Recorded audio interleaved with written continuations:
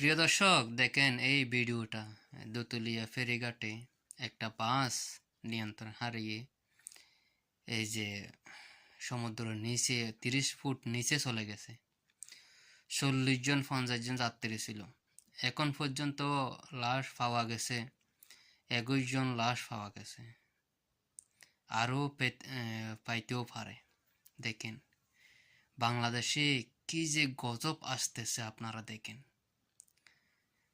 এই 7 দিনের ভিতরে 2 দিন আগে একটা রিপোর্ট করছিল 207 জন 7 দিনে এই রোসে এবং রাস্তার মধ্যে অ্যাক্সিডেন্টের কারণে চলে গেছে এই দুনিয়া ছেড়ে।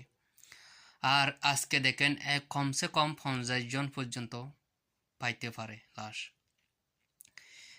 দেশটা কি অবস্থা হয়ে গেছে,